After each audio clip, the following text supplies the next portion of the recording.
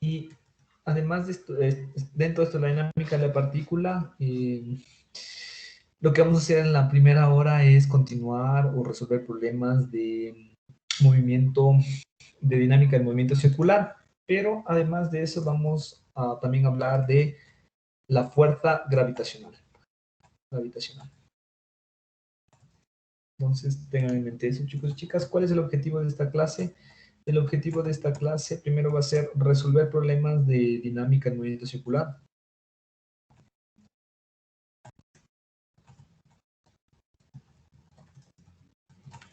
Eso es lo primero que vamos a hacer y luego vamos a analizar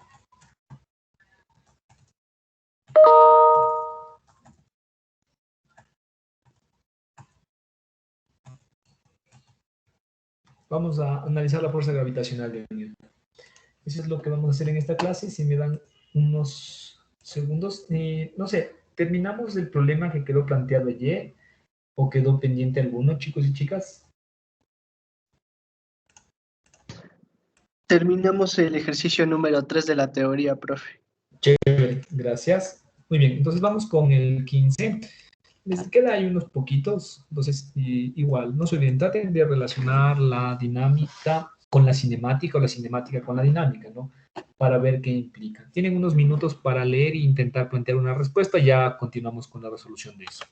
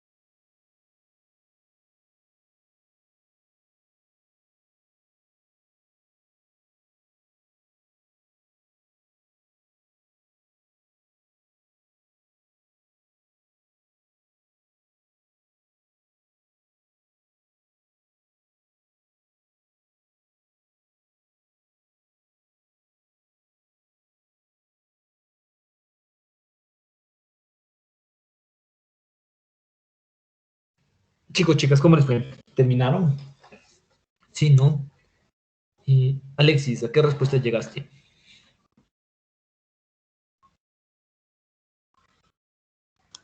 La C.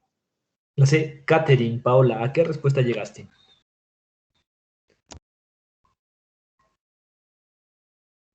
Igual, profe. Igual. Luis Eric.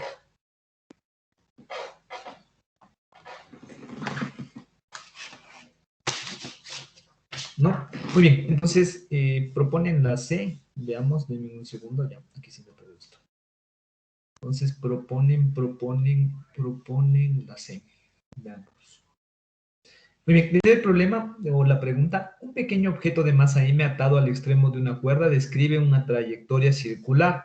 Si el módulo de la tensión de la cuerda es constante, entonces, listo, ¿no? Entonces, hay un pequeño objeto de masa m que descubre una trayectoria circular, ¿no? Entonces, en resumen, horizontal. ¿Qué es lo que veríamos? Les dibujo en perspectiva, déjenme ver si lo logro. Veríamos algo así, ¿no? Entonces, por aquí hay un eje o algo por el estilo. Por aquí está nuestra cuerda y por aquí está el objeto. Entonces, este objeto describe una trayectoria circular, en resumen. Y en realidad es interesante esta cuestión. Muy bien. Para el diagrama de cuerpo libre de nuestra situación, aislamos el cuerpo. ¿Sí? Después de aislar el cuerpo, y les había recomendado que antes de dibujar las fuerzas, primero dibujen el sistema de referencia, porque así nos vamos a simplificar un poco, o quizás un poco más sencillo graficar, ¿no?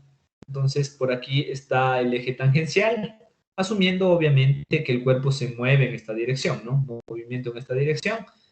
No habría mayor problema al respecto. Eje tangencial, por acá estará nuestro eje normal o centrípeto hacia el centro. Entonces, denme un segundo, normal, listo, y un eje axial, ¿no? Entonces, no se olviden, regla de la mano derecha, de tangencial a normal, el eje axial está hacia arriba. Entonces, listo, vamos a hacer el análisis completo, ¿no? Muy bien. ¿Qué fuerzas están presentes en este problema? Si ustedes se fijan, la primera fuerza que vamos a tener, ¿quién va a ser? Una que no deberían olvidarse. Si tiene masa. El peso, ¿no? Entonces tenemos por aquí el peso. Listo. Y vamos a dibujar ahora la fuerza que hace la cuerda, en resumen, ¿no? Porque como nos dice que está en una trayectoria circular horizontal, no nos indica que está sobre una superficie o algo por el estilo. Entonces, en resumen, el piso estaría por acá, ¿no? Entonces, por aquí está el piso. Entonces, aquí está el piso. No habría normal de contacto, ¿de acuerdo? No nos indica que existen superficies en contacto en el problema. ¿Está claro usted, chicos y chicas? ¿Sí? ¿No? Sí, profe. Ya, genial. Muy bien, entonces, un pequeño objeto de masa m está atado sobre una cuerda, describe una trayectoria circular horizontal. Si el módulo de la tensión de la cuerda es constante, entonces eso es importante.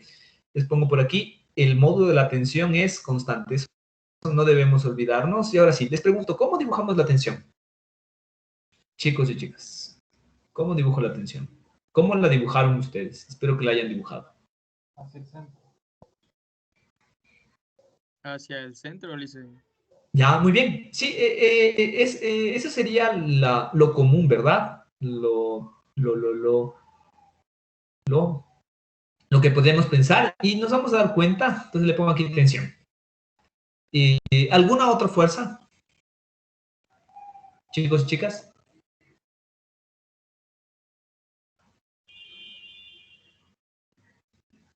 ¿Sí, no? No creo. No, muy bien. Sí. Muy bien, entonces ahora, y vamos a hacer el sumatorio de fuerzas. Sumatorio de fuerzas en el eje centrípeto. Eso, como es una trayectoria circular, va a ser igual a masa por aceleración centrípeta. La tensión es igual a la masa por la aceleración centrípeta, en resumen. Y si ustedes se fijan, tenemos aquí la tensión y nos dicen que es constante, la masa es constante, por ende la aceleración centrípeta en magnitud, ¿de qué tipo deberá ser? ¿Variable o constante?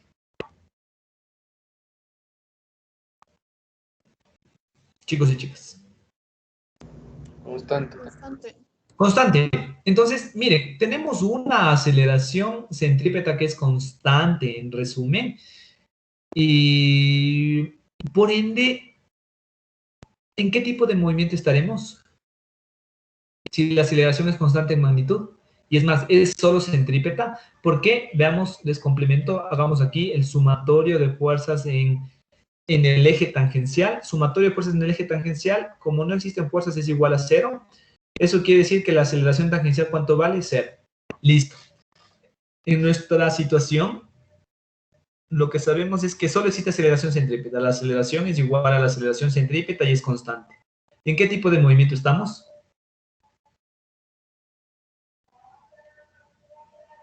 Movimiento rectilíneo uniforme. No puede ser rectilíneo porque nos describe una trayectoria circular. Si existe aceleración, porque sabemos que sí existe aceleración, en resumen, centrípeta, necesariamente tendrá que ser curvilíneo, y en particular es un circular, ¿no? Circular uniforme. Muy bien. Esa sería la respuesta y es correcta, pero el análisis no es del todo correcto. Todos hicieron el análisis así. Profe, ¿qué daría la A? Porque también hay una aceleración tangencial. ¿Hay aceleración tangencial? ¿Dónde dice que hay aceleración tangencial? Es que para que se mueva en una trayectoria circular debe haber una aceleración que haga que se mueva, ¿verdad? Claro, y es la aceleración centrípeta. Pero eso no haría que se mueva únicamente hacia el centro. No, la aceleración centrípeta hace que cambie la dirección, la velocidad. Cinemática, en resumen. ¿Qué es lo que hace? Vamos aquí a una trayectoria circular. Pues aquí tenemos un cuerpo. Si esto tiene una rapidez constante y es una trayectoria circular, necesariamente tiene que existir una aceleración que está hacia el centro. Esta aceleración es de tipo centrípeta y lo único que hace es cambiar la dirección de la velocidad.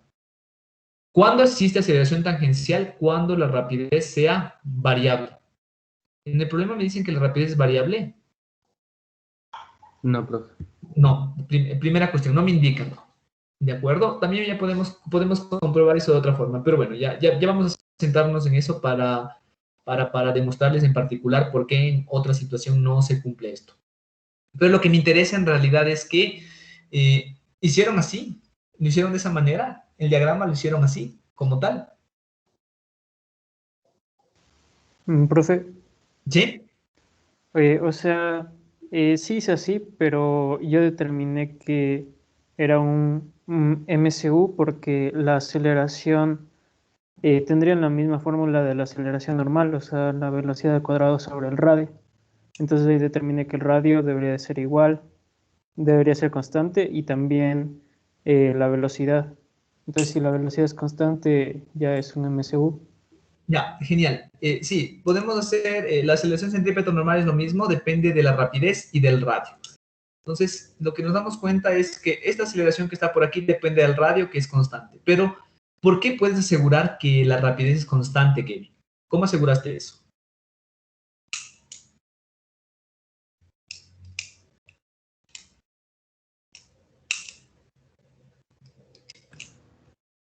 ¿Por qué dice que la tensión es constante? Pero que la tensión sea constante no garantiza directamente que la rapidez sea constante. Es que la aceleración centrípeta debería ser constante para que se cumpla Ya, eso. ya, sí, sí, sí, claro, para nosotros es lógico esto porque fuimos de esta forma, ¿no? Pero Kevin no fue de esa manera, más bien él hizo un análisis cinemático. ¿Y por qué concluiste que la rapidez era constante, Kevin?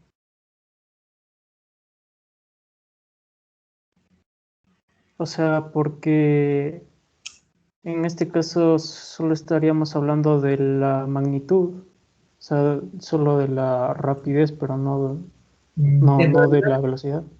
ya, si ese es tu análisis es incorrecto. O sea, podríamos decir que es constante porque nosotros nos damos cuenta que no existen fuerzas en el eje tangencial, en resumen.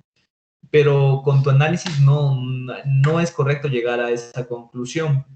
El hecho de que solo nos den información de la rapidez no necesariamente implica que sea constante como tal. Ya vamos a ir un poquito más allá al respecto, pero todavía aquí como cometemos un error grave, fatal en realidad, en este análisis, en este diagrama de cuerpo libre. ¿Cuál es el error? ¿Alguien se dio cuenta? Si hacemos el sumatorio de fuerzas en el eje axial, ¿a qué tiene que ser igual? Vertical. Vertical, no, hablando de las leyes de Newton, Young, tiene que ser igual a cero por la condición, porque nos dicen que describe una trayectoria horizontal siempre paralela al piso. Entonces tiene que ser igual a cero, pero si ustedes se fijan, lo que acabamos de concluir ahí sería que el peso es igual a cero. ¿Tiene sentido eso? No. No tiene sentido. Ahora, esto de aquí es correcto de la literatura, ¿no? No hay problema. De pronto, en lo que nos estamos equivocando es en las fuerzas que están presentes. ¿Qué les quiero decir con esto? Que en realidad nuestro diagrama es incompleto. ¿Por qué? Porque la tensión no solo tiene una componente centrípeta, sino que resulta que también tiene una componente axial, en resumen. Entonces, miren, aquí hay una tensión axial. ¿Y qué quiere decir eso? Básicamente que esta es la tensión. La tensión va a tener un ligero ángulo respecto a la horizontal. A pesar de que nosotros alguna vez, supongo que en su infancia o algo por el estilo, o incluso adolescencia, deben haber jugado con algo similar a esto, y quizá tienen la percepción de que esta cuerda es horizontal, pero lo que acabamos de darnos cuenta es que en realidad sí existe un ligero ángulo. Si no existiera ese ligero ángulo, sería imposible que el cuerpo permanezca siempre en esa trayectoria paralela al piso. ¿De acuerdo, chicos y chicas? ¿Está claro? Profe, Dime. o sea que, digamos, siempre vamos a tener que graficar con ese ángulo o solamente aquí porque no tiene sentido que el peso sea igual a cero. En esta situación, porque el objeto está en el aire. Siempre que el objeto esté en el aire sin sustento abajo, en resumen, sin, yo qué sé, sin el piso, sin apoyo, sin una fuerza que lo mantenga en ese punto, la cuerda va a ser la que ejerce esa fuerza hacia arriba.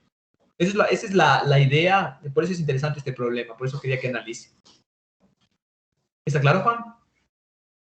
Sí, profe. Profe, una Sí. pregunta. Dime.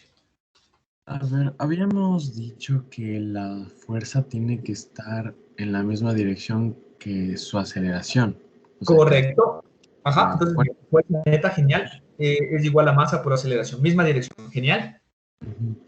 Y, o sea, por ejemplo, en la tensión, sabemos que la aceleración que genera esta tensión es la aceleración centrípeta, Correcto. aceleración normal, pero aquí estamos poniendo la aceleración normal en una distinta dirección que la tensión.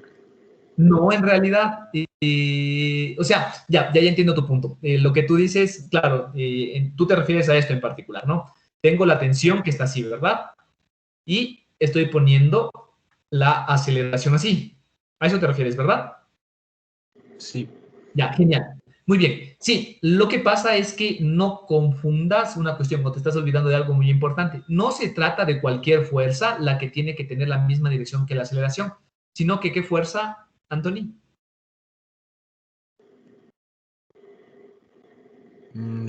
La fuerza neta. Ajá, la fuerza neta. Entonces, en realidad, cuando tú dices aquí la tensión tiene dirección a la aceleración centrípeta, es incorrecto, porque la tensión no es la fuerza neta. Te estás olvidando de qué fuerza. Del peso. Resulta que cuando sumo la tensión y el peso, tengo la fuerza neta. Y la dibujo por aquí. Entonces, mira, esta será la fuerza neta. Fuerza neta. Que en resumen, nosotros ya nos dimos cuenta. ¿Cuál es la fuerza neta? La fuerza neta es la tensión centrípeta. ¿Y están o no están en la misma dirección, Anthony? Sí, profe. Genial, sí, es una pregunta muy interesante. Sí, pero no te olvides que es la fuerza neta. ¿Alguna otra duda, chicos y chicas? Profe, una pregunta.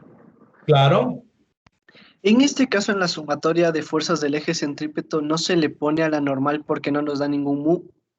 No te olvides, el mu es respecto a la fuerza de rozamiento. No ponemos, como no me dan mu, no existe fuerza de rozamiento. Ahora, no le ponemos a la normal porque no existe contacto entre superficies. el objeto, no te olvides, mira, se encuentra, no nos dicen en el problema que está sobre una superficie, ¿no? Sino que nos daría a entender que está a una altura sobre el suelo. Entonces, no está en contacto con nada. Si no está en contacto, ¿podría existir normal? No. No. ¿Está claro? Sí, profe, gracias. Chévere. Ajá. Muy bien. Ahora, ahora.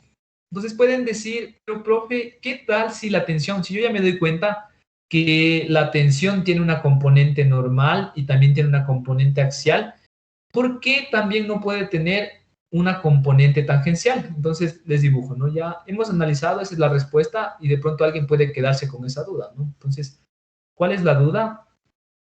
Esta que está por aquí. Entonces tenemos esto. Tenemos por aquí el eje axial. Tenemos el eje centrípeto. No se olviden, centrípeto o normal es lo mismo. Y tenemos el tangencial. Entonces ustedes dicen, profe, según su análisis, entonces ya nos dimos cuenta de que sí existe componente, además de centrípeta, tiene que existir una componente axial. ¿Y qué restringe entonces que exista una componente tangencial? Es decir, miren, tengo esta tensión centrípeta, tengo esta tensión axial y tengo esta tensión tangencial. En el problema no hay nada que me restrinja de manera directa, ¿verdad? O sea, tranquilamente podríamos tener incluso eso. ¿Sí? Entonces, fíjense, por aquí estará esta... Denme un segundo. Aquí está la tensión neta, la tensión como tal. Entonces, si ustedes se fijan, aquí está en el espacio y tiene tres componentes, ¿no? Tiene una componente axial, tiene una componente tangencial y componente centrípeta. ¿Está claro, chicos y chicas?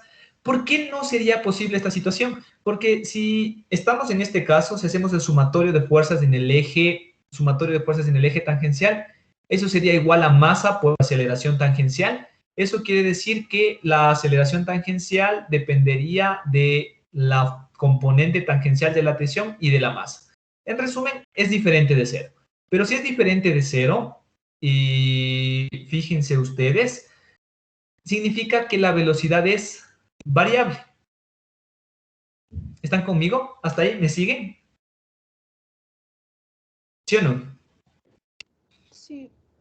Ya, chévere. Entonces pueden decir, hasta aquí, profe, no hemos violado nada, ¿no? Porque aquí la tensión puede seguir siendo constante. Puede seguir y aquí no hay ningún inconveniente, pero si ustedes se fijan, la rapidez va a ser variable. Ahora, si la rapidez es variable, ¿qué pasa con la aceleración centrípeta? Entonces, aquí vamos al análisis que hizo Kevin, pero no lo aplicó correctamente. Veamos qué pasa con la aceleración centrípeta. Si el radio, como es una circunferencia, tiene que ser constante, y si aquí sabemos que existe aceleración tangencial, entonces aquí esto va a ser variable. Por ende, si es variable, ¿qué pasa con la aceleración centrípeta? ¿Es constante o variable? Variable.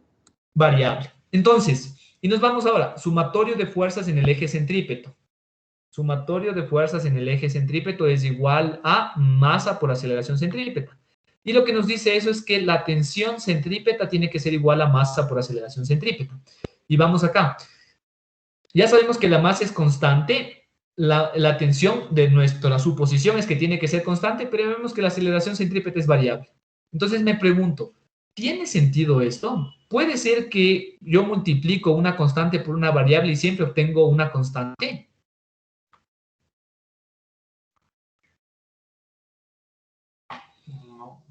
No, es incorrecto.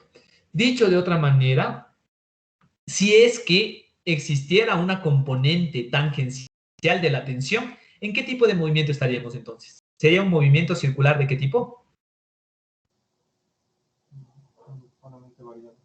Sí, podría ser un uniforme variado o podría ser un variado como tal, ¿no? Listo, chicos y chicas, pero a la final va a haber variaciones. Con eso en mente, no sé si está claro, Kevin, por qué te decía que tu análisis no es del todo correcto y para todos en realidad, porque supongo que podrían... estoy muy seguro que no eres el único que pensó de esa manera. ¿Está claro, Kevin, por qué es lo que hace falta a tu análisis para poder asegurar lo que aseguraste? Sí, profe, ya lo entendí. ¿Sí? ¿Seguro? Sí. Ya, chévere. Muy bien, y igual para todos, ¿no? Si para alguien no está claro, por favor pregunten, chicos y chicas. Díganme. Una pregunta. Si hace ahí un ángulo que dijo, el ángulo que se forma en el aire, ¿ese va Ya, a ser constante? ¿Perdón? Sí, ¿Ese ángulo sería constante? claro, tiene que ser necesariamente constante para que la circunferencia sea plana, sea siempre paralela al piso. Porque si va cambiando, voy a ver que el objeto, déjame te dibujo, si es que significa que varía, significa que unas veces va a estar por aquí, otras veces va a estar por acá. Entonces, esto iría variando, ¿no? Entonces, sería una circunferencia que ya no es plana como tal o paralela al piso. Ya, profe.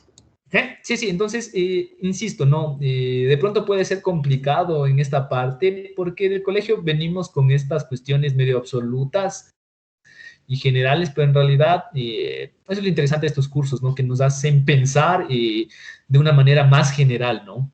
Y es en realidad lo interesante de la universidad como tal. Muy bien, chicos y chicas, ¿alguna otra duda o pregunta? Fabián, vi que levantaste la mano, me parece.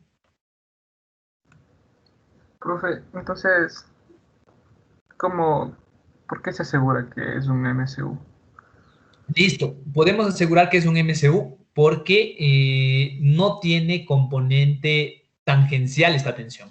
Porque si tuviera componente tangencial significaría que existe aceleración tangencial y si existe aceleración tangencial, la tensión no puede ser constante. ¿Está claro? Sí, Sí, o sea, mira, básicamente, si hablamos de un movimiento circular uniforme variado, podemos irnos desde el absurdo en resumen, ¿no?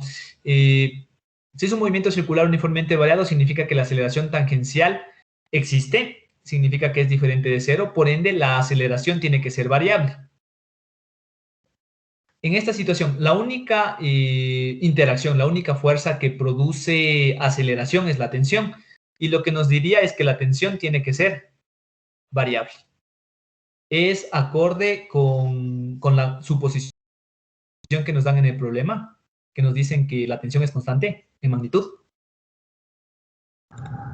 no. No, entonces ahí nos damos cuenta de que no puede ser un uniforme variado, ni siquiera un variado, porque estaríamos en la misma situación. ¿Cuál es la única situación donde puedo conseguir una aceleración, donde es coherente esta información? Básicamente en un movimiento circular uniforme, porque en un movimiento circular uniforme no existe aceleración tangencial y la aceleración es igual a la aceleración centrípeta en magnitud en resumen, y esto sí puede ser constante. Y si es constante en magnitud, entonces la tensión también puede ser constante. ¿Claro, Fabián?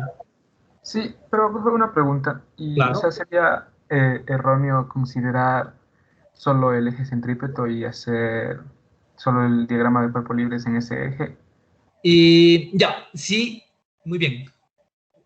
¿Cuál sería la parte errónea? Si ustedes hacen el diagrama de cuerpo libre como tal y lo hicieron como al principio, eso es cero en resumen, ¿no? Pero, justo lo que tú dices, ¿qué tal si yo aíslo el cuerpo y como a mí me interesa solo el eje centrípeto, en resumen, grafico el eje centrípeto. Y es más, veo cuáles son las fuerzas que pueden estar en el eje centrípeto. Y lo pongo así, tensión centrípeta, asumiendo que quizá puedan existir tensiones en los otros ejes, entonces sería correcto. No sé si lo hiciste así. Sí, solo hice eso. Puse que Ya, solo... sí.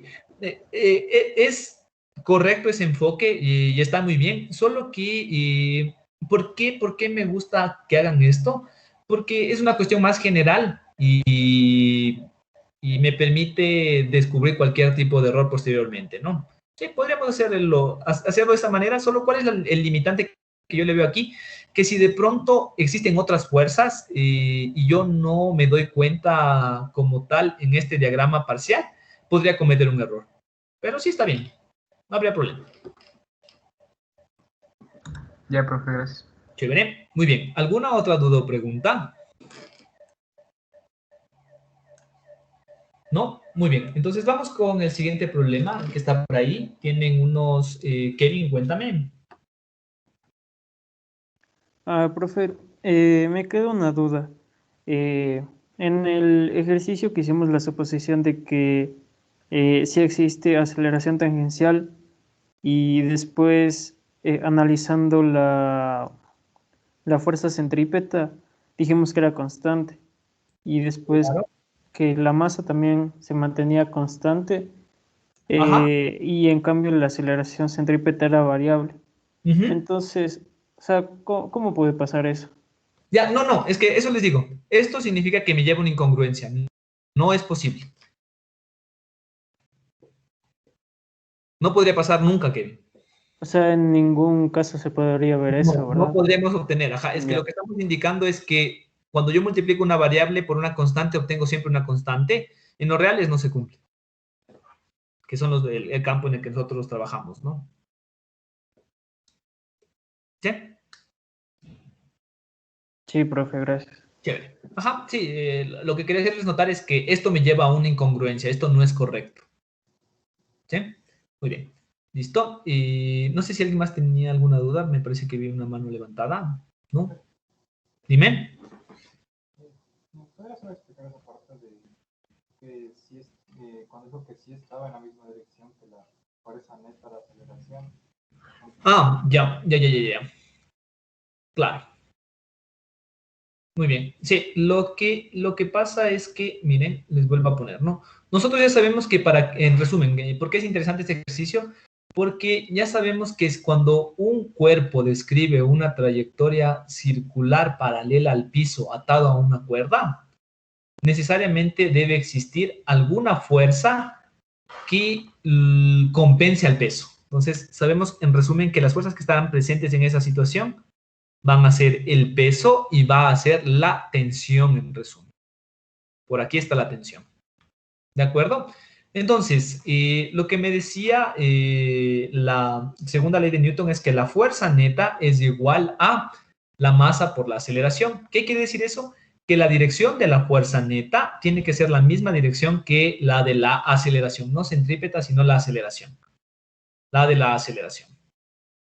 Entonces, en esta situación, tal cual está planteado el problema, nosotros sabemos que la única aceleración que existe es la aceleración centrípeta y ya sabemos que la aceleración en resumen estaría en dirección del centro. Aceleración centrípeta. Entonces, ¿qué era la propuesta? ¿No? Entonces, lo que decían es, ¿por qué la aceleración centrípeta tiene una dirección diferente a la tensión? Si yo sé que la fuerza tiene que tener la misma dirección que la aceleración. Correcto.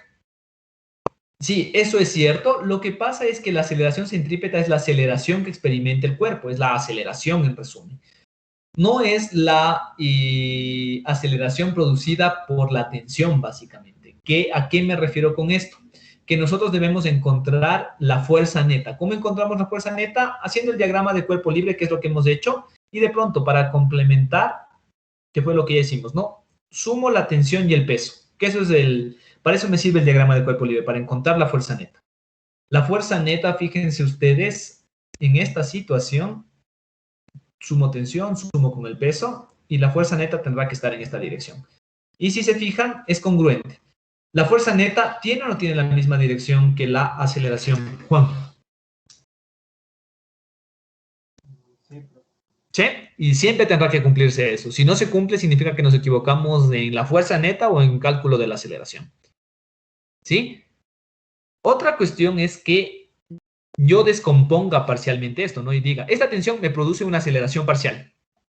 Me produce esta aceleración parcial que está por aquí. Aceleración producida por la tensión. Sí, estas dos están en la misma dirección, pero yo no estoy encontrando la aceleración producida por la tensión.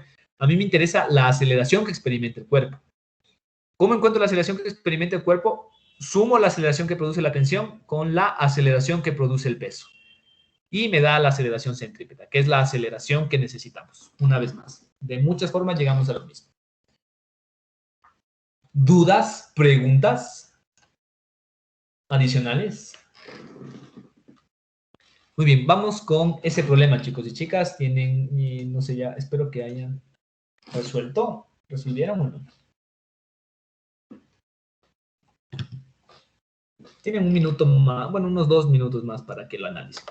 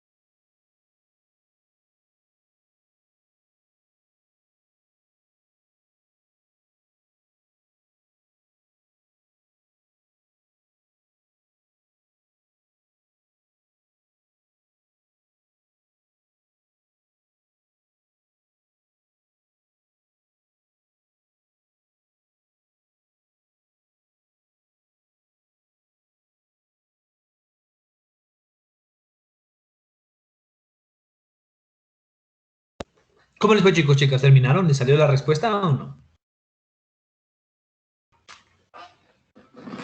Sí, no, me comentan.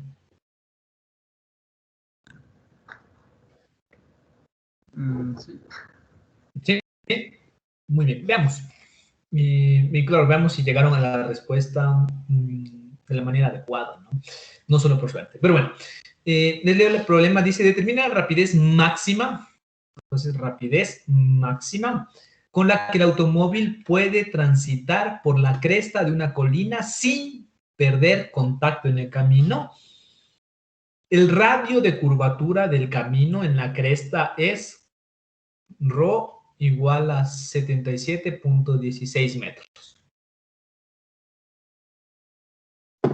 Y eso es todo el problema que nos dan, ¿no? En resumen, fíjense ustedes, si ya nos dan un radio de curvatura, voy a exagerar, ¿no? Por aquí tenemos esta cuestión y por aquí está el auto, ¿no? No nos interesa la forma del auto porque sabemos que es un punto.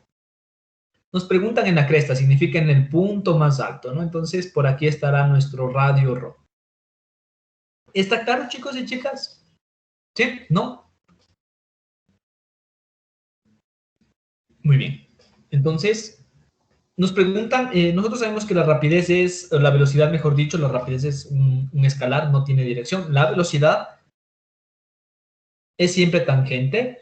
Y nos preguntan la rapidez con la que puede pasar por este punto sin que pierda contacto, sin que se separe, sin que salga volando, en resumen, ¿no? ¿Está claro, chicos y chicas? Para eso, nosotros queremos encontrar esta rapidez máxima, en resumen. Hacemos un diagrama de cuerpo libre, ¿no? Porque esta rapidez va a estar limitada por las interacciones físicas que se dan en esa situación. Entonces, hacemos un diagrama de cuerpo libre de ese cuerpo y en realidad en este caso es muy sencillo. No necesitamos el eje axial porque en el eje axial no existe cambio, ¿no? No existen interacciones, en resumen. Entonces, grafico las fuerzas, grafico los ejes, grafico el eje centrípeto, grafico el eje tangencial. ¿Están de acuerdo conmigo hasta ahí, chicos y chicas? Supongo que hicieron eso o no.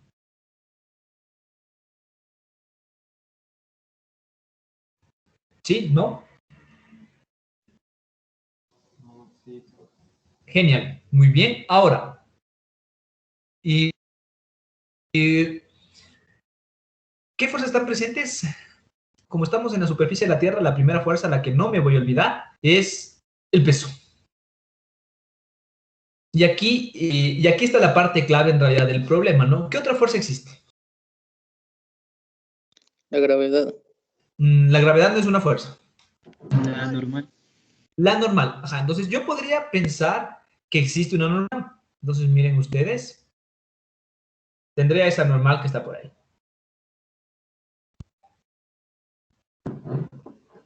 ¿Está claro, chicos y chicas? Sí.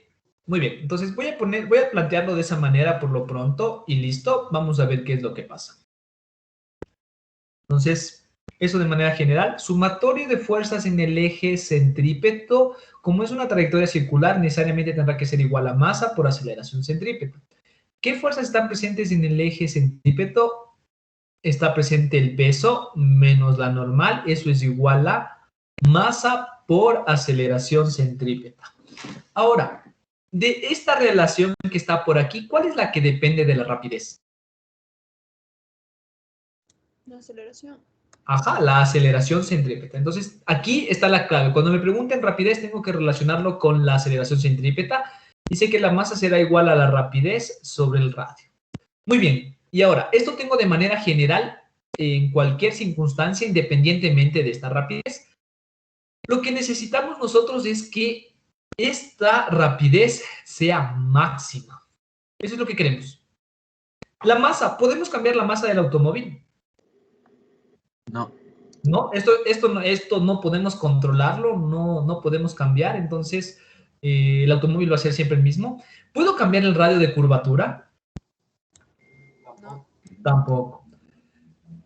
Si no puedo cambiar la masa, ¿puedo cambiar el peso? No. No.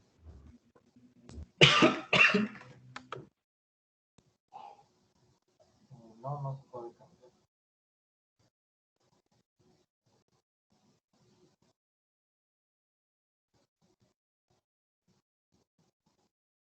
Disculpen, chicos, me atoré, casi muero. Pero bueno, entonces nos damos cuenta de que en esa relación no podemos cambiar masa, no podemos cambiar el radio, no podemos cambiar el peso.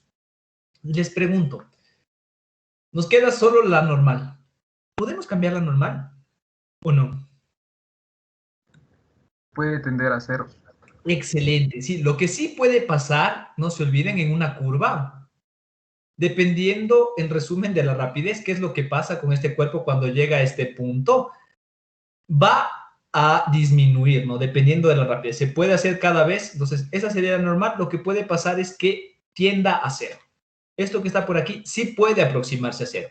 Pero que se aproxime a cero no significa que no exista contacto como tal. Ya sabemos que el contacto como tal, en realidad no existe, ¿no? Por eso es importante esta cuestión.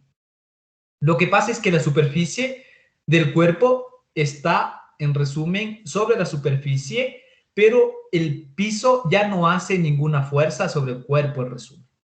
¿Sí? Esto que está por aquí se hace cero. Dicho de otra manera, ¿qué es lo que le mantiene pegado, en resumen, o que sigue esa trayectoria? La única fuerza es el peso. ¿Sí? Entonces, dicho de otra manera, la rapidez es máxima cuando la normal se hace cero. El peso es igual a masa por rapidez sobre el radio y con eso podemos encontrar nuestra rapidez. La rapidez, en resumen, va a ser igual a masa, gravedad por radio sobre la masa. Y fíjense ustedes, es interesante esta cuestión. ¿La rapidez depende de la masa?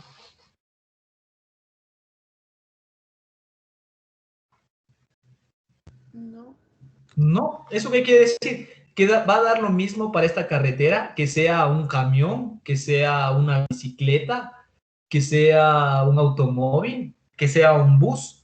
La rapidez depende solo de la geometría con la que está construida esa carretera. Entonces, aquí tenemos este radio, esta gravedad que es 10, el radio ya me olvidé cuánto era. 77.16, 77.16. ¿Cuánto vale eso?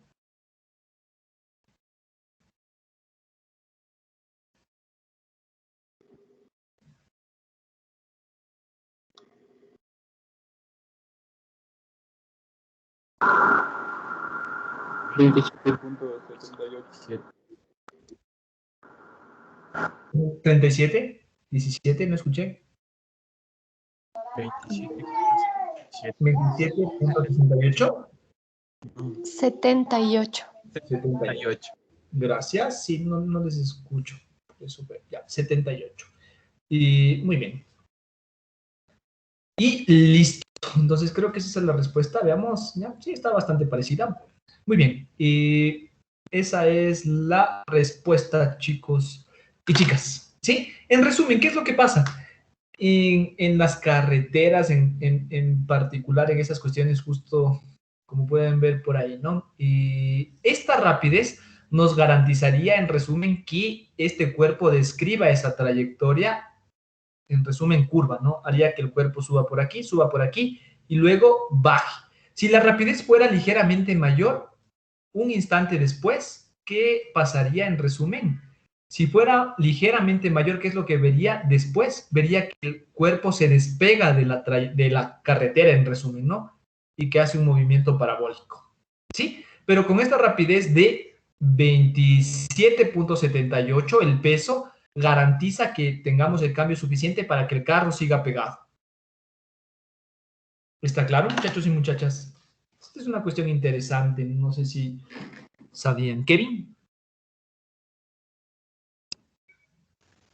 Profe, o sea, con eso normal, justo en el punto de la colina, es como que en un breve instante el cuerpo deja de tener un contacto y después continúa el contacto con... Excelente, sí, con la cresta. esa sería la forma, como tal, práctica de ver. Ya, gracias, profe.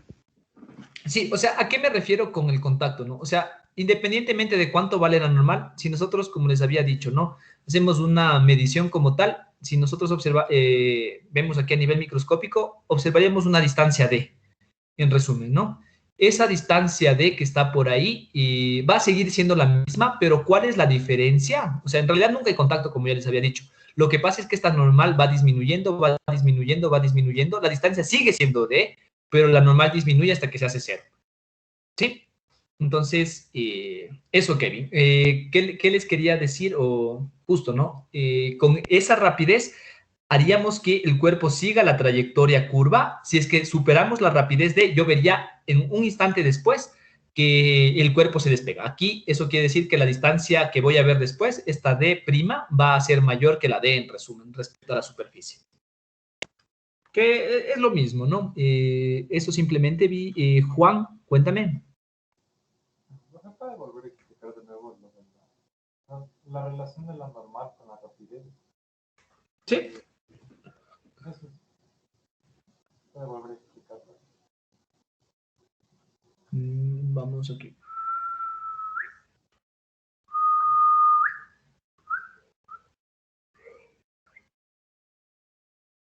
Entonces, me voy a centrar en otra situación que es similar.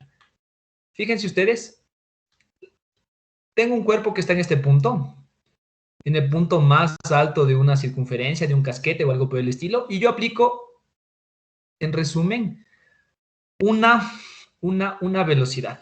Lo que me están preguntando es, ¿cuál tiene que ser esta velocidad para que el cuerpo siga esta trayectoria que está por aquí de la circunferencia y no se despegue? ¿Por qué? Porque si yo aplico una rapidez muy grande, ¿qué es lo que va a pasar con este cuerpo? Si es muy grande esa rapidez, si supero la crítica en resumen, lo que yo voy a observar es que el cuerpo describe primero una trayectoria parabólica, ¿no? Entonces voy a ver que en realidad el movimiento que realice en ese punto va a ser este. ¿Está claro? Entonces, si yo no supero esa rapidez debido a que la fuerza que actúa es el peso, voy a hacer que esta velocidad cambie de dirección inmediatamente a esta que está por aquí y siga pegado. ¿Sí?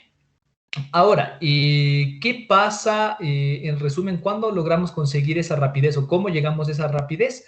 Cuando la normal es lo más pequeña posible. Justo, ¿no? Lo que yo sí puedo cambiar aquí en esta situación, ¿no? Sé que existe normal, pero la idea va a ser que esta normal tienda o se aproxime a 0. Justo lo que les decía, ¿no? Normal se aproxima a 0. Lo que le comentaba hace un momento a Kevin. Cuando nosotros subimos por la curva, en resumen, ¿no? Hay siempre una normal que es perpendicular, normal que es perpendicular, normal que es perpendicular a la superficie y toda esa cuestión, ¿no? En todo momento tengo el peso, el peso, el peso. El peso básicamente va a hacer que el cuerpo esté pegado a la superficie, hace que esté pegado a la superficie y en todo momento actúa, no podemos cambiar el peso, sigue siendo en cualquier punto el mismo, ¿no? Incluso si se despega, sigue siendo el mismo, el peso. Ahora, dependiendo de la rapidez, y como les comentaba hace un momento, dependiendo de la rapidez,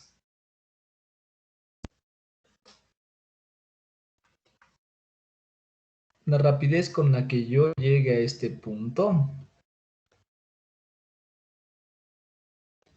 la rapidez que yo llegue a este punto, esta rapidez B, como ustedes deben recordar, tiene que ser igual a o mejor dicho, esa rapidez para poder producir una trayectoria curva depende, en resumen, del radio y de la aceleración centrípeta. Nosotros podemos cambiar esta interacción, esta aceleración centrípeta, ¿no? Dicho de otra manera,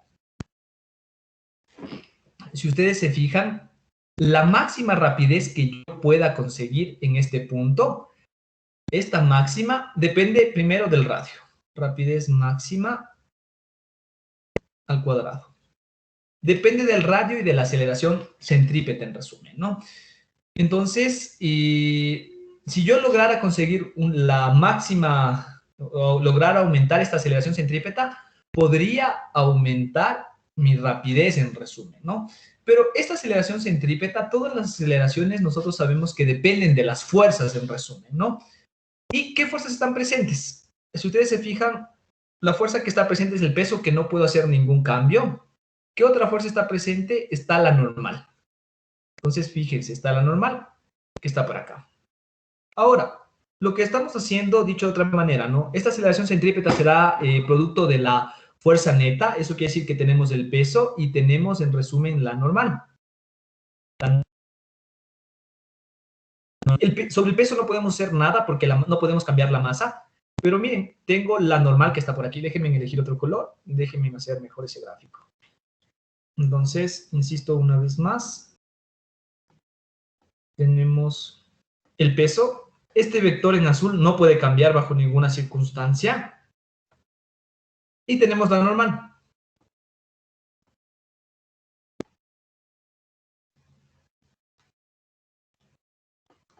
¿Sí?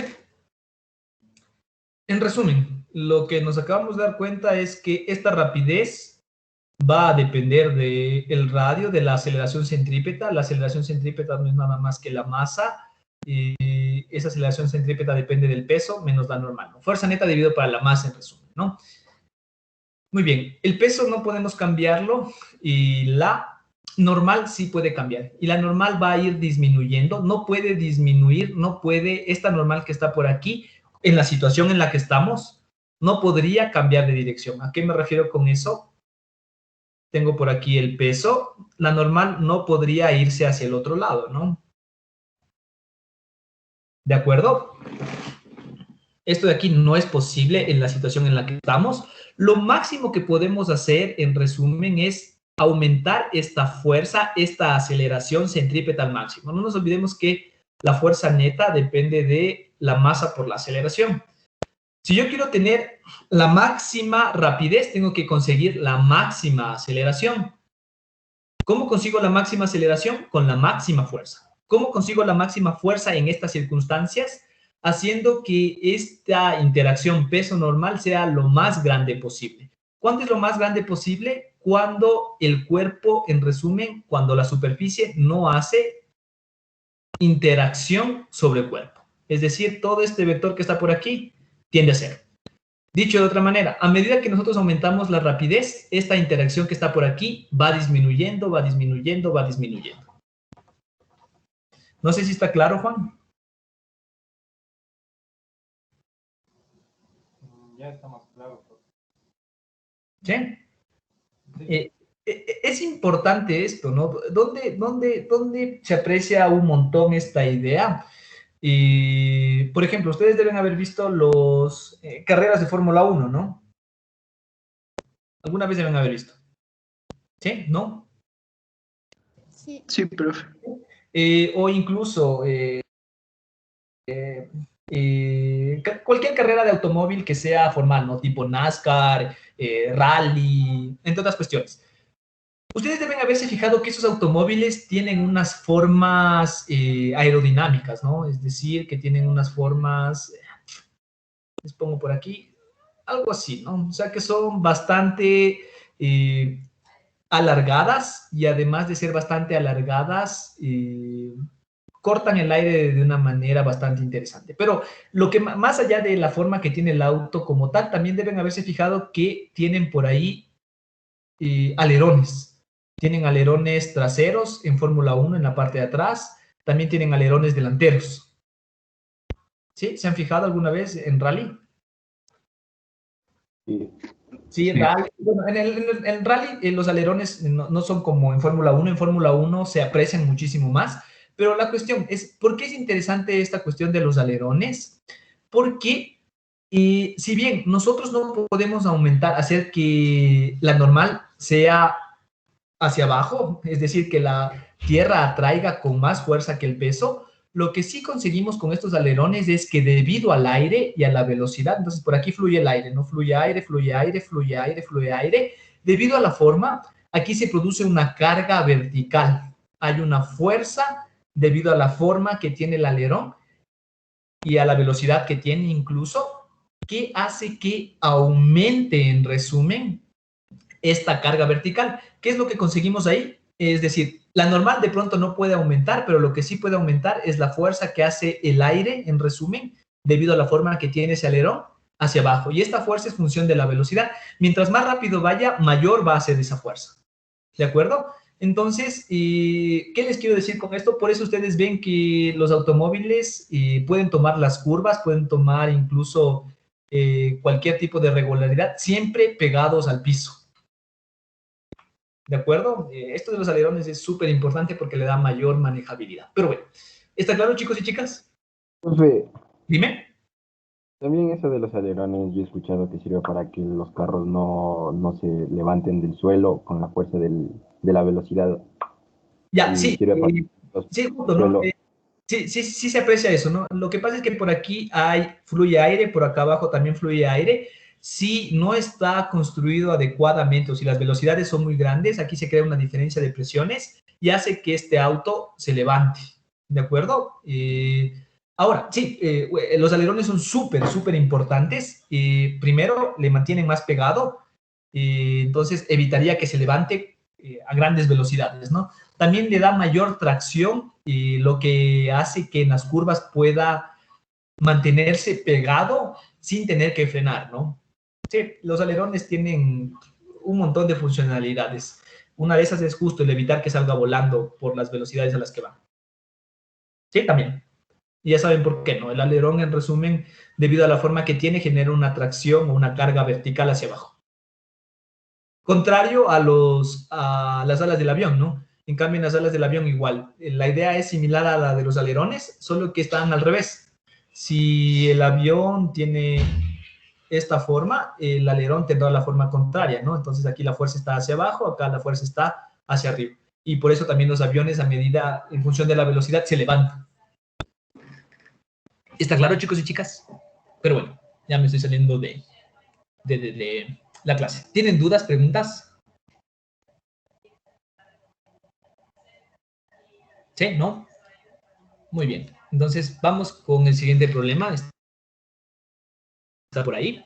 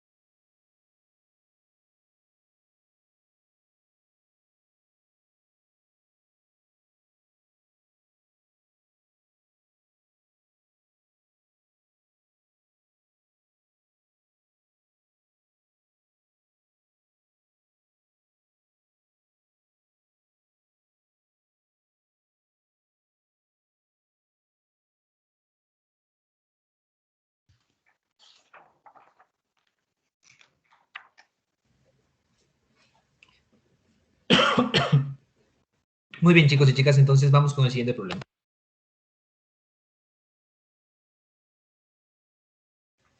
Y dice, un cuerpo se encuentra sobre un disco horizontal rugoso que gira con una rapidez angular que aumenta lentamente con el tiempo. El cuerpo se encuentra a 0.8 metros del centro del disco. El coeficiente de rozamiento entre el cuerpo y el disco es 0.5. Determina la rapidez angular máxima que puede tener el disco antes de que el cuerpo empiece a deslizar sobre el disco. Este es el último problema que resolvemos al respecto de dinámica del movimiento circular. Es uno muy interesante. ¿De acuerdo? Entonces, les dibujo la situación en la que estamos. Nos dice que tenemos por aquí un disco. Control C, Control V. Listo, está por ahí nuestro disco. Ujú. Profe, Dime.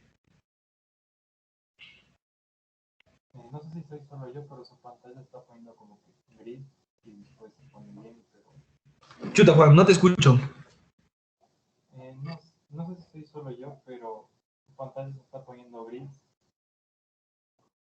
El resto me cuenta cómo ve mi pantalla, si ven lo que estoy haciendo o no, chicos, chicas.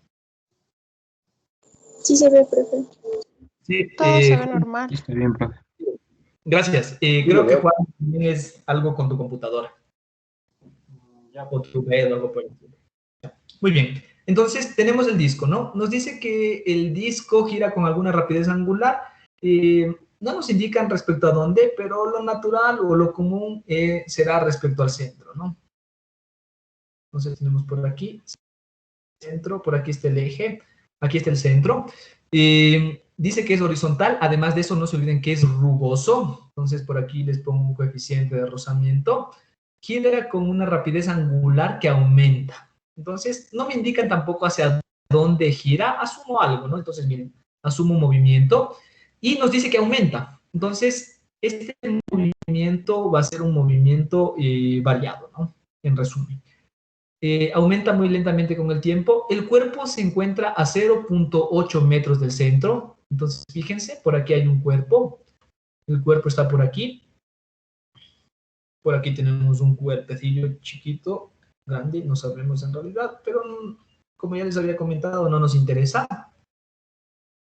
Sabemos que está a 0.8 metros. No nos interesa porque tratamos como partículas, ¿no? 0.8 metros del centro. El coeficiente de rozamiento es 0.5. Determine la rapidez angular máxima que puede tener el disco antes de que empiece a deslizar sobre el disco. Entonces, este cuerpo está rotando y lo que entenderíamos es que dice empieza a deslizar, nos hace pensar que el cuerpo gira y, bueno, o se desplaza en conjunto con el disco, ¿no? Entonces, insisto una vez más, de pronto podemos hacer una vista superior para apoyarnos en esta situación, para entender un poco mejor, para tenerlo un poco más claro. Tenemos por aquí nuestro disco, visto desde la perspectiva superior. Por aquí está el centro y miren, el cuerpo está en este punto, ¿no? Por aquí está el cuerpo. Por aquí está nuestro cuerpo, este cuerpecillo. Bueno, entonces miren, está a 0.8 metros. Sabemos que se mueve en esta dirección y dice que no desliza. Pero lo que nos interesa encontrar es cuál es la rapidez angular máxima sin que deslice. Entonces, la que podríamos alcanzar hasta que el cuerpo tenga una rapidez respecto del disco de 0, en resumen. Con eso en mente, chicos y chicas, les pregunto algo. Vamos haciendo nuestro diagrama de cuerpo libre para darnos cuenta de esas cuestiones. Como queremos encontrar esa rapidez angular, ya sabemos que la rapidez angular a la final depende de la aceleración centrípeta, ¿no? Entonces debemos relacionarlo de esa manera. No se olviden, la aceleración centrípeta depende de la rapidez angular por el radio. ¿Sí? Si yo encuentro cuánto vale esa rapidez angular, en resumen, pueden encontrar, o mejor dicho, si necesito encontrar la rapidez angular, necesito determinar cuál es la aceleración centrípeta, por lo que debo hacer un análisis, ¿no? Si quiero que sea máximo, la aceleración centrípeta deberá ser máxima, el radio es constante, esto no cambia, ¿no? Entonces debo maximizar la aceleración centrípeta. ¿Cómo encuentro la aceleración centrípeta? Con un diagrama de cuerpo libre, ¿no? Haciendo un análisis dinámico. Diagrama de cuerpo libre sobre el cuerpo. Aislamos la partícula, elegimos un sistema de referencia que sea conveniente. La trayectoria que va a seguir nuestro cuerpo va a ser una trayectoria circular, en resumen, ¿no? Si sigue la trayectoria circular, nosotros ya sabemos qué sistema de referencia debemos elegir para nuestro trabajo. Será el eje centrípeto, será el eje tangencial y axial. En este caso sí necesitamos los tres, ¿no? Porque veo que las fuerzas pueden estar en los tres ejes del resumen. En el caso anterior era solo dos, porque no había movimientos laterales en el problema, ¿no? Aquí, disculpen, está el axial y acá está el tangencial.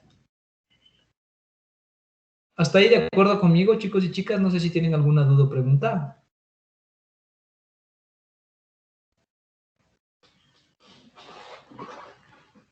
No dudas, no preguntas. Listo. ¿Qué fuerzas están presentes?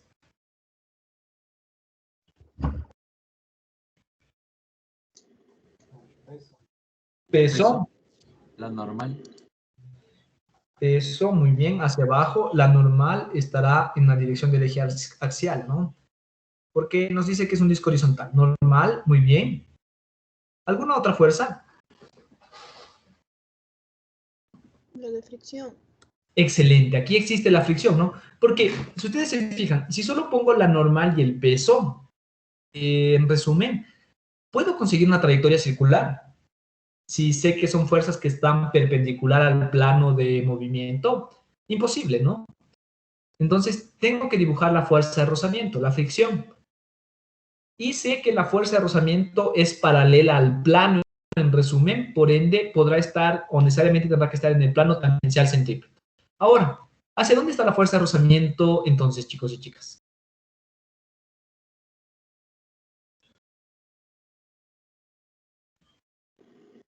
¿No es opuesta a la tangencial?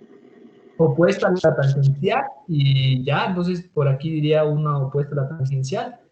Ya, si me dicen opuesta a la tangencial y para mí están pensando que la fuerza de rozamiento se opone al movimiento, pero en realidad no se olviden que si lo recuerdan así es incorrecto.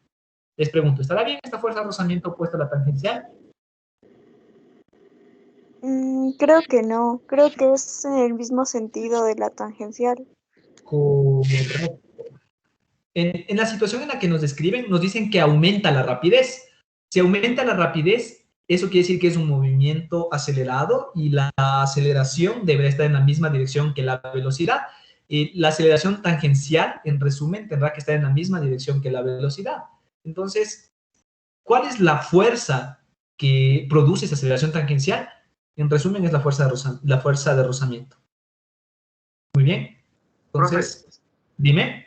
¿sería un rozamiento estático? Fuerza de rozamiento estático. Sí, genial, sí, es estático y justo es lo que les quería hacer notar. Es una fuerza de rozamiento estática porque no se olviden.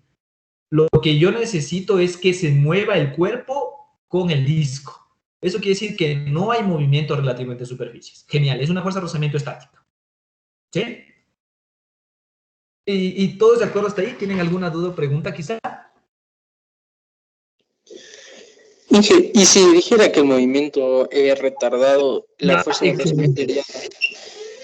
Sí, si el movimiento fuera retardado, ahí sí tendría que poner la fuerza de rozamiento en la otra dirección. Sí, Anthony, correcto. Entonces, por eso hay que tener en cuenta todo lo que hemos visto, insisto, y que les he hecho un montón de hincapié respecto a la cinemática, ¿no? Aquí estamos aplicando leyes de Newton con cinemática, en resumen. Muy bien. ¿Hay alguna otra fuerza, chicos y chicas? ¿Qué dicen ustedes?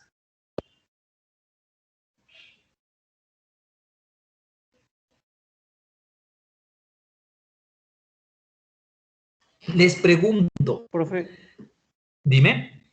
¿no debería también haber una fuerza centrípeta? Excelente. ¿Y por qué te puedes dar cuenta? ¿Por qué puedes decir que existe una fuerza centrípeta?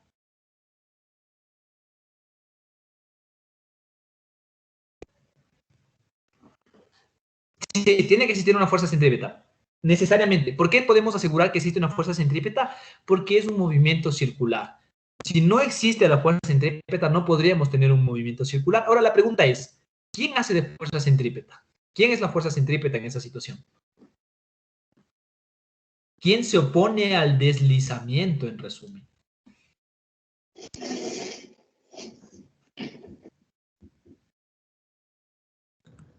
El rozamiento. El rozamiento. ¿Qué les quiero decir con esto? Que la fuerza de rozamiento en realidad tiene dos componentes, una tangencial y una centrípeta. Dicho de otra manera, aquí ustedes se pueden dar cuenta que la fuerza de rozamiento en este caso hace que se mueve el cuerpo con el disco. Si no existiera esa fuerza de rozamiento, el cuerpo tendrá que quedarse en ese punto, ¿no?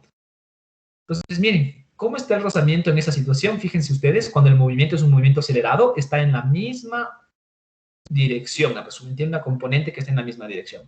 Así estaría la fuerza de rozamiento.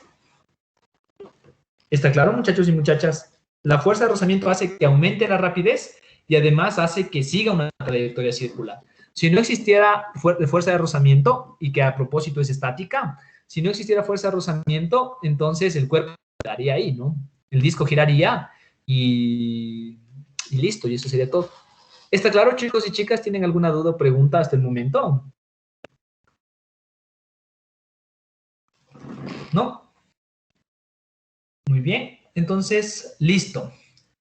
Ahora debemos hacer sumatorio de fuerzas. Como sé que es una fuerza de rozamiento, ya, miren, ahora sí, si ustedes se fijan, la aceleración centrípeta necesito que sea máxima, es decir, necesito que la fuerza que esté en el eje centrípeto sea máxima.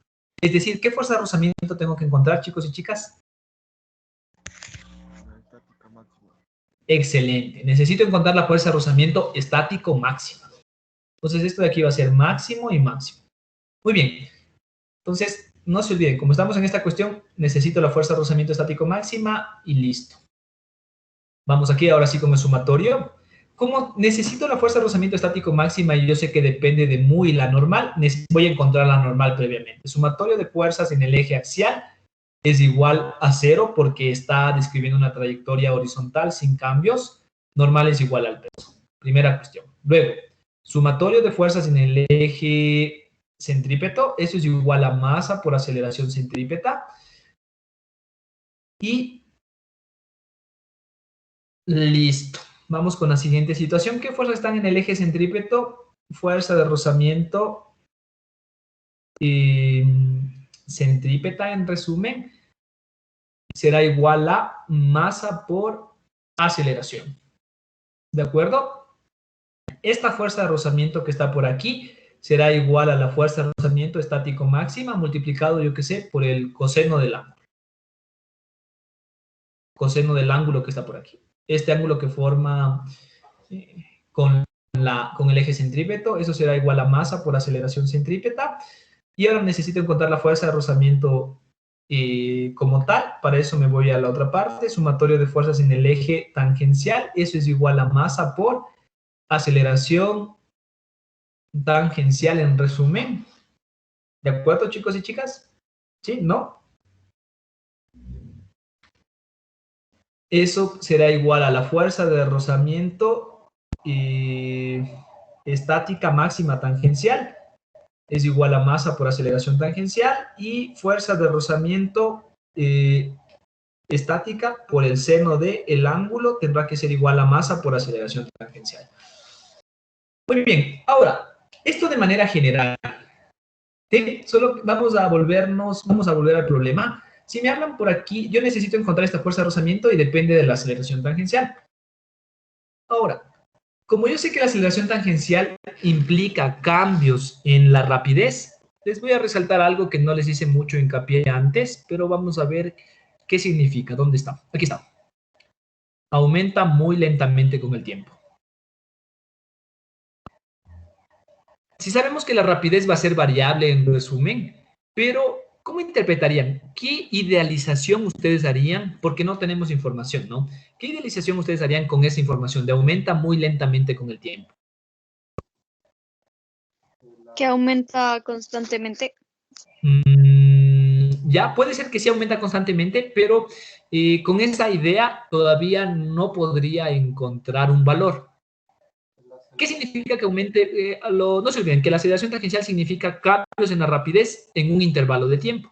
Que aumente muy lentamente con el tiempo significa que la variación de la rapidez se aproxima a quién, o se parece mucho a quién. A cero. Sí, entonces, insisto, en este problema no me dan, aquí deberían darme información en resumen de cuánto cambió la rapidez, no me deberían decir algo así como en un intervalo de tiempo de 5 segundos, la rapidez final fue de 10 metros sobre segundo, o algo por el estilo, ¿no? Para poder encontrar la aceleración. Entonces, esa va a ser la consideración que nosotros vamos a hacer en esta situación, ¿no? Como me dicen muy lentamente, entonces significa que para nosotros nuestra aceleración tangencial es aproximadamente cero, por ende, ¿qué significa eso? La fuerza de rozamiento estática tangencial, ¿cuánto valdría?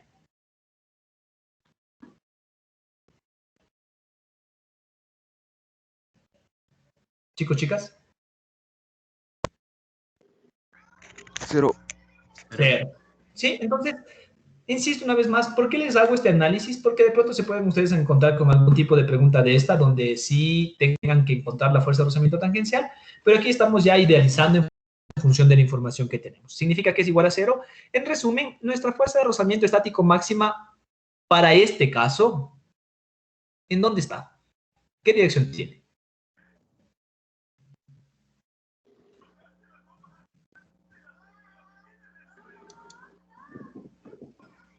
¿Sí está claro?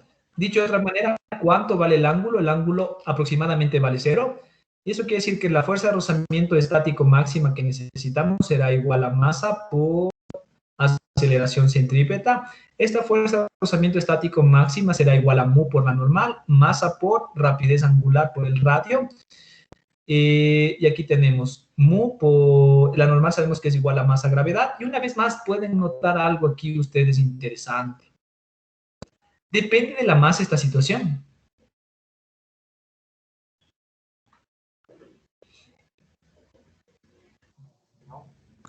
No. Ajá, me da lo mismo que el objeto pese 4 kilogramos, 100 kilogramos, 2 toneladas. En realidad, lo que le mantiene pegado o la rapidez es independiente de cuánto pese. Eso significa que es 0.5, la gravedad es 10, eso quiere decir que me da 5. El radio nos daba, no nos daba. 0.8. ¿Cuánto les da eso, chicos y chicas? ¿Llegamos a la rapidez que necesitamos o les mentí? 2,5. 2,5. 2,5 radianes en un segundo, y creo que es eso. Miren ustedes, sí, miren, es lo mismo. Listo. No sé si tienen alguna duda o pregunta, chicos y chicas. Algo que no esté claro. Profe, Dime. ¿puede repetir de nuevo eso de que el ángulo quedaba cero? Chuta, Juan, ¿me puedes repetir? No te escucho. ¿Puede repetir de nuevo lo de que quedaba cero la... Ya, eso es parte del dato. Sí, de manera general nosotros sabemos que si es que existe variaciones, tiene que existir la aceleración tangencial, pero en el problema me dicen que, mira, te vuelvo a poner, aumenta muy lentamente con el tiempo.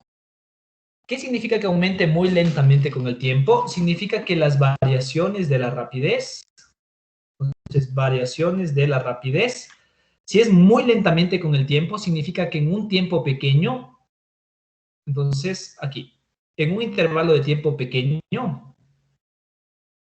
¿de acuerdo? O a ver, déjame notar. Si es muy lento, en un intervalo de tiempo pequeño, ¿no? Cualquiera que sea pequeño, ¿cuánto debe haber cambiado la velocidad? Si es muy lento. Muy poco. Ajá, debe haber cambiado muy poco. Entonces, justo como tú dices, muy poco, yo digo que ese muy poco es imperceptible, digo que es igual a cero. Entonces, si me voy a la definición de aceleración tangencial, sé que es cambio de la rapidez en un intervalo de tiempo, siempre y cuando sea constante, ¿no? Significa que es cero sobre el intervalo de tiempo cualquiera que sea, ¿no? Eso quiere decir que la aceleración tangencial es igual a cero. ¿Está claro, Juan? Sí. Sí, listo. Y si no, como les decía, si no deben darme cuál es la aceleración angular que tiene, ¿no? Deberían decirme, por ejemplo, el disco tiene una aceleración angular de 2 radianes, 2.5 radianes sobre segundo al cuadrado, y de ahí ustedes encuentran esta aceleración tangencial. Con esa aceleración tangencial encuentran la fuerza de rozamiento estática, despejan, luego despejan acá, se encuentran en un sistema de ecuaciones y luego reemplazan. Que al final solo es un poquito más largo el cálculo, pero la idea es la misma. Chicos, chicas, dudas, preguntas, algo que no esté claro.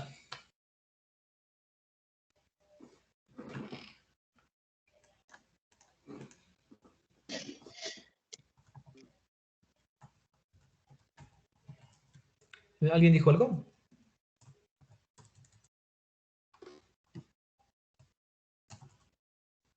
¿No? Muy bien, entonces vamos a continuar con la siguiente parte que les había comentado en los objetivos de esta clase. El primero era hacer ejercicios de dinámica de movimiento circular. A ustedes ya les queda por ahí unos 2 o 3 que resolver para que practiquen un poco. Y ahora vamos a continuar ¿con qué? Vamos a continuar con la fuerza gravitacional. Entonces, respecto a la fuerza gravitacional resulta de la interacción gravitacional. ¿Quién fue el que postuló esta cuestión de la fuerza gravitacional? Fue Newton, ¿no? Newton, en la publicación que les había comentado, Un principio matemático de la filosofía natural, él hace una descripción de la fuerza gravitacional y deduce, en resumen, que la caída de los cuerpos tiene, la explicación, mejor dicho, de la caída de los cuerpos tiene cerca de la periferia de la Tierra, permite explicar por qué la Luna se mueve alrededor de la Tierra, por qué la Tierra se mueve alrededor del Sol, por qué, yo qué sé, los cometas se mueven alrededor de la Tierra, pasan cada cierto tiempo y bla, bla, bla, bla, bla, bla. Entonces, esa extrapolación fue muy interesante. Y previo a esto de la fuerza gravitacional, debemos hablar de las leyes de Kepler. Denme un segundo. Listo. Vamos a hablar de las leyes de Kepler. ¿Ustedes han escuchado algo de las leyes de Kepler? ¿Saben algo? ¿Tienen alguna idea?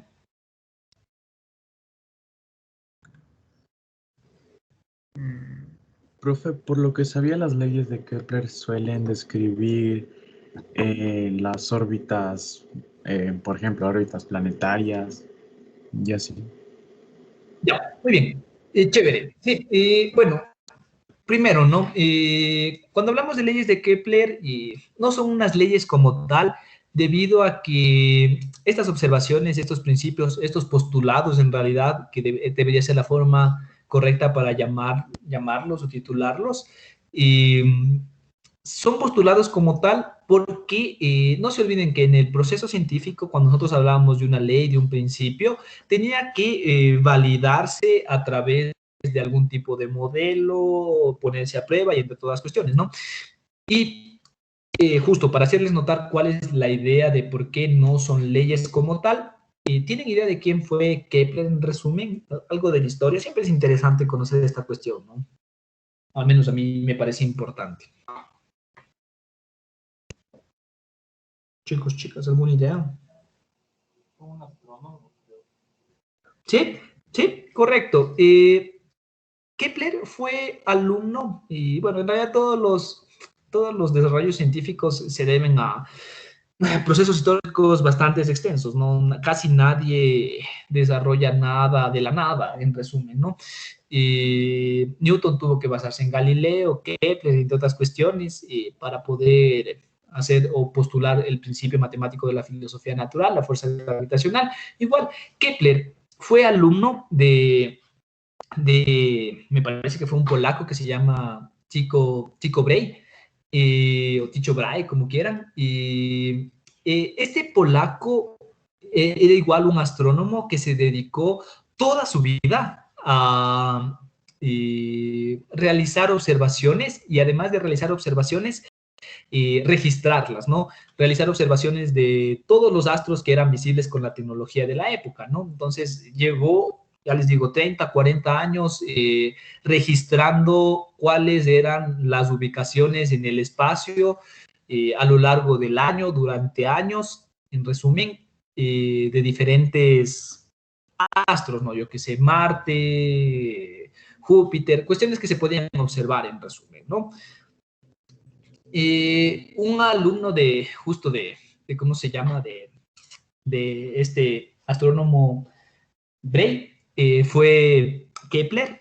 Kepler tomó todas las observaciones que había hecho su profesor y igual se tardó alrededor, me parece, como de 10 a 15 años. No se olviden que en esa época no existía calculadora ni nada por el estilo.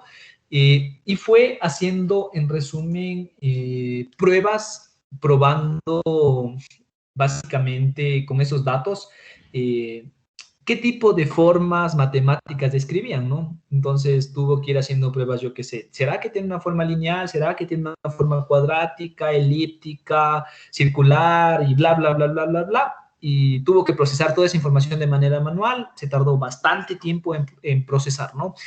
Y justo por eso les digo que aquí ahí se nota por qué, en resumen, como tal, las leyes de Kepler no deberían ser llamadas leyes, sino más bien como postulados de Kepler, porque solo son postulados, en resumen, que se desprenden de observaciones. No hay ningún modelo matemático que permita validar o para la época, ¿no? De Kepler. Luego nosotros con la fuerza gravitacional de Newton es que ya se dota de carácter científico a estas observaciones de Kepler, ¿no? Listo. Y justo, ¿no? ¿Qué es lo que hacen las leyes de Kepler? Describen en un principio, en resumen, Kepler se centró en los movimientos planetas alrededor del Sol, ¿no? Entonces, ¿qué es lo que describen las leyes de Kepler, los postulados de Kepler? El movimiento que tienen los planetas alrededor del Sol. Sin querer quitarle este carácter importante o querer extrapolar esto, porque luego nos permite igual describir movimientos de otros objetos respecto a objetos que tienen grandes masas, ¿no? Como que también permite describir el movimiento de la Luna alrededor de la Tierra, de las lunas alrededor de Júpiter, de las lunas que tenga Saturno y bla, bla, bla, bla, bla. ¿De acuerdo? Eso simplemente como una pequeña introducción, un pequeño recuento histórico. Como les digo, es bastante interesante siempre conocer de dónde surgen las cosas, ¿no? Listo. Entonces, no se olviden, leyes de Kepler describen el movimiento de los planetas alrededor del Sol. Entonces, ¿cuál es la primera ley de Kepler? ¿De qué habla la primera ley de Kepler? ¿Tienen alguna idea? Que las órbitas planetarias son elípticas. Las órbitas planetarias son elípticas. Listo. Entonces, eso es en resumen lo que nos dice la primera ley de Kepler. Dicho de otra manera, quizá un poquito más detallada, el movimiento que describen los planetas alrededor del Sol describe una trayectoria elíptica o siguen una trayectoria elíptica donde el Sol se encuentra en uno de sus focos. Eso es en resumen lo que nos dice la primera ley de Kepler.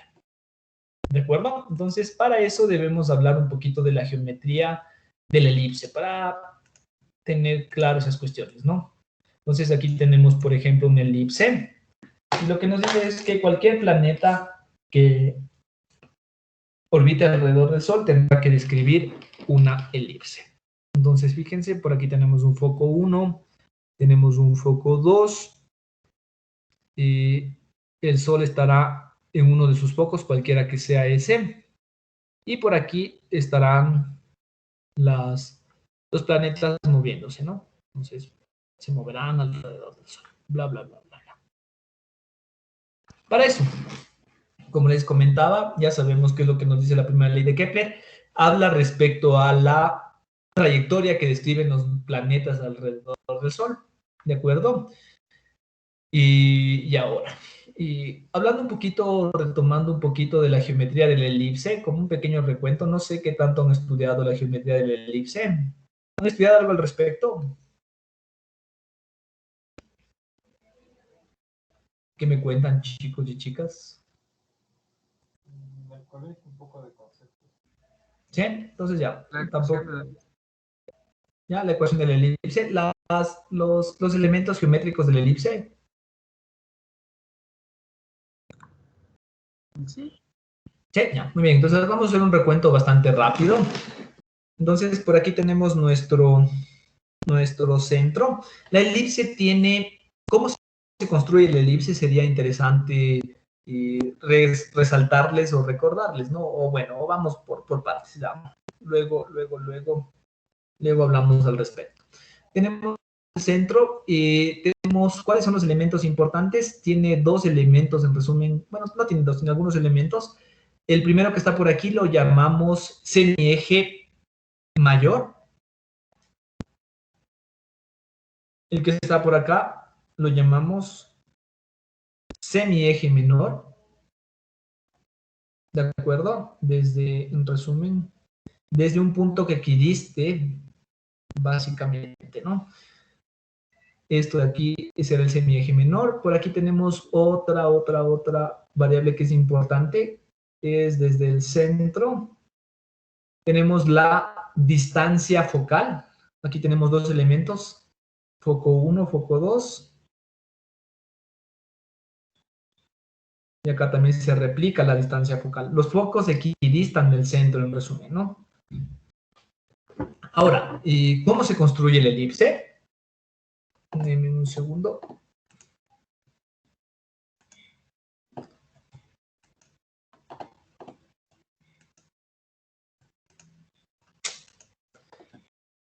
Bueno, Ctrl+C, Ctrl+V.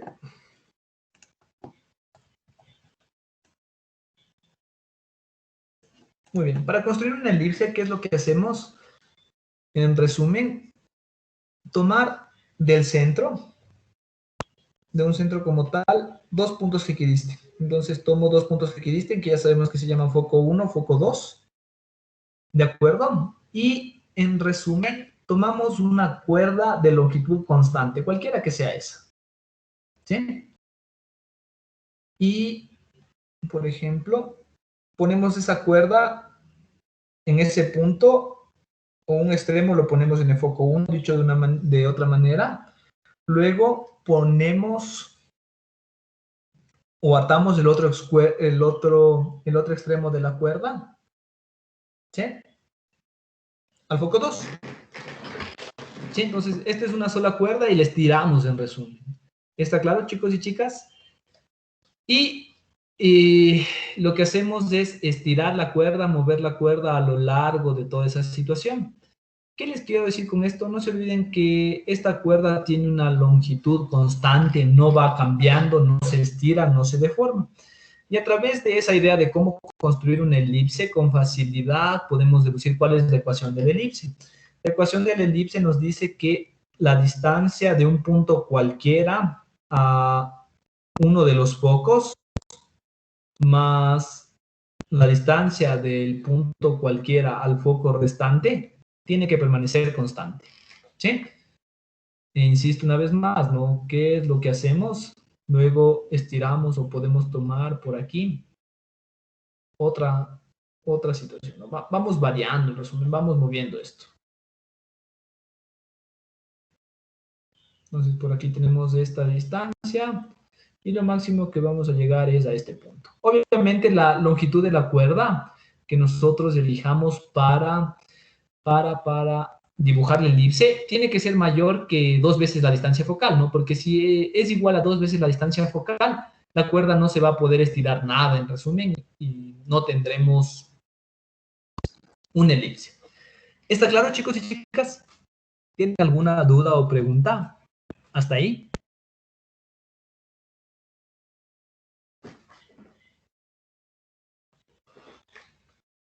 Solo insisto una vez más, un recuento rápido de las elipses. ¿Está claro, chicos, chicas?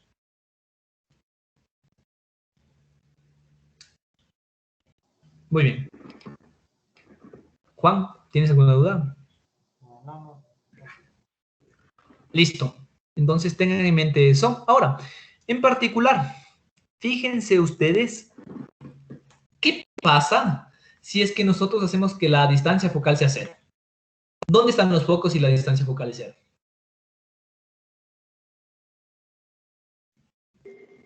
En el centro. En el centro. Y si los dos focos coinciden con el centro, ¿en qué tipo de elipse estaríamos? ¿A quién se parece ese elipse? Círculo. Ajá, es igual a un círculo, ¿no? Una circunferencia. ¿Por qué? Porque pongo la cuerda en el centro, luego pongo el otro lado de la cuerda en el centro y estiro esa cuerda, ¿no? Y lo que va a pasar en resumen es que voy a obtener un radio constante, ¿no? ¿Está claro? Muy bien, tengan eso en mente, ¿no? Cuando la distancia focal es 0, resulta que la elipse en la que estamos tratando es en resumen, un círculo. Y justo para establecer una relación entre el círculo y la elipse, aparece un concepto que se llama excentricidad. ¿De acuerdo? ¿Recuerdan a qué era igual la excentricidad? ¿Qué indicaba la excentricidad? Era la distancia focal sobre el semieje mayor. Correcto. Es la distancia focal sobre el semieje mayor.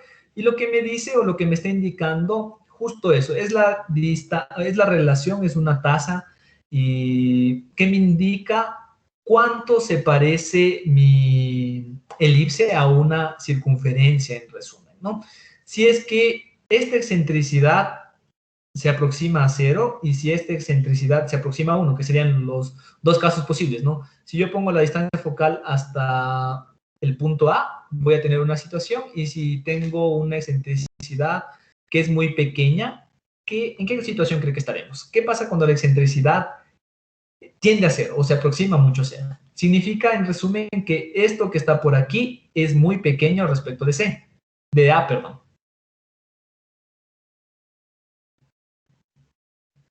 Y la otra situación, a ver, déjenme ponerles de manera ordenada. ¿Cuándo la excentricidad tiende a 0? Cuando C es muy pequeño respecto a A. ¿Cuándo obtengo una excentricidad aproximadamente 1? Cuando C no puede ser nunca mayor, se parece a A, está muy cerca de A. ¿De acuerdo? ¿Qué pasa justo con eso, chicos y chicas? ¿Qué pasa si este C es muy pequeño respecto a A?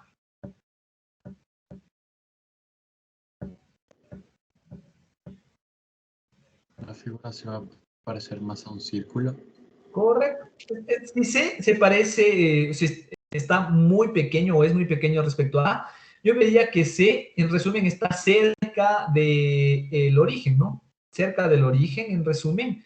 Si está cerca del origen, estoy en esta situación por aquí, ¿no? Que parecería que se aproxima a 0 y estaríamos en una situación que se parece a un círculo.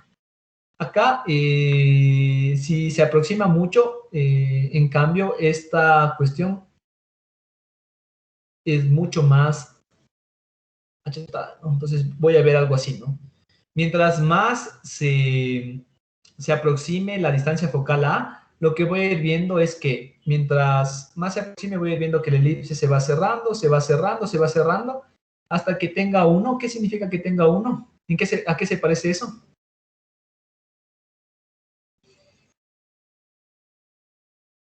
¿Qué es eso? A una recta, ¿no? Igual, si me voy me voy disminuyendo de 1, en cambio me voy a parecer a un círculo. Eso es lo interesante aquí.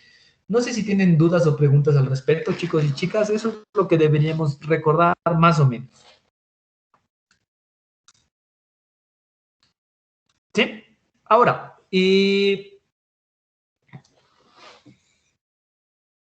retornando a lo que les decía, ¿no? Si hablamos, por ejemplo, de la Tierra respecto al Sol, ¿qué excentricidad tiene la Tierra aproximadamente respecto al Sol? ¿Están viendo mi pantalla? ¿Me escuchan, chicos? ¿Me escuchan? Sí, profe. Ah, ya, es que me salió un mensaje. ¿Qué excentricidad tiene la Tierra, en resumen, en su órbita alrededor del Sol?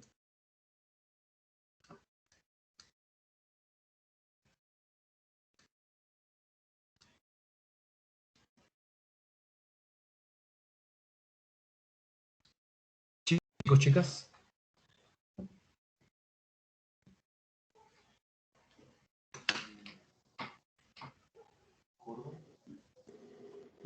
Yo supongo que la que habíamos planteado, la de C sobre A, porque no es que tienda a 0 ni tampoco a 1. Ya, no, pero el valor como tal, de las observaciones que se han hecho, ¿tienen alguna idea?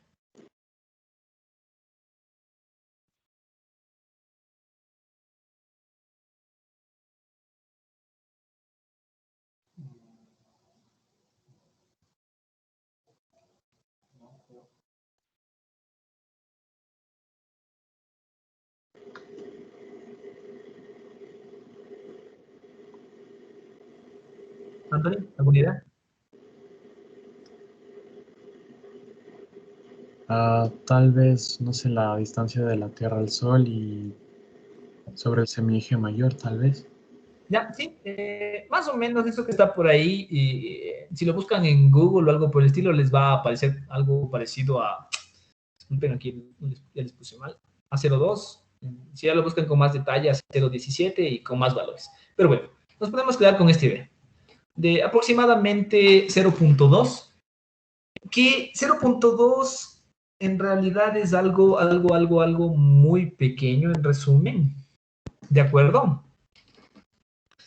Y por lo que podríamos tratar, básicamente, considerar, hacer la suposición de que es cero. ¿Qué les quiero decir con esto, chicos y chicas? Que sabemos que en realidad sí es una elipse, solo que es una elipse que se parece más a un círculo que una elipse. ¿Está claro? ¿Sí? Y esto es importante para las leyes de Newton. Debemos recordar esto. Ahora, igual, en cuanto a la geometría de la trayectoria, aquí existen dos puntos importantes. El punto que está más cerca del Sol, que será este, y el punto más alejado del Sol, que será este.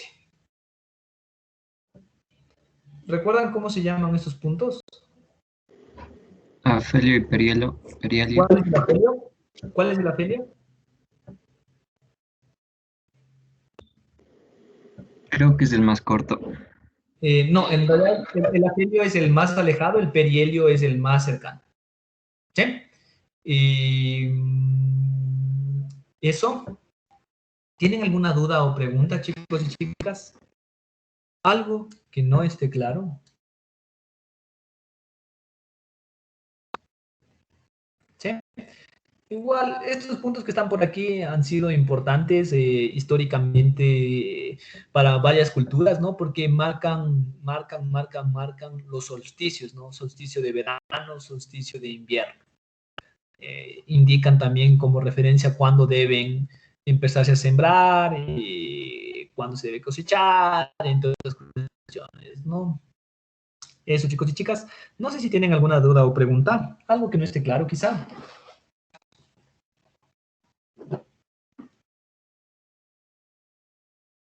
No. Todo está claro. Muy bien.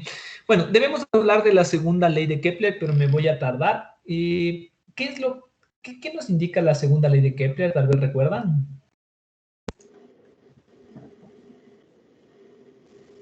Que áreas iguales recorren... No, perdón. No, sí, se recorren áreas iguales en tiempos iguales. Correcto. Sí, lo que nos dice la segunda ley de Kepler, igual, solo como introducción, en la siguiente clase les detallo un poco más. En realidad hace falta agregar algo, ¿no?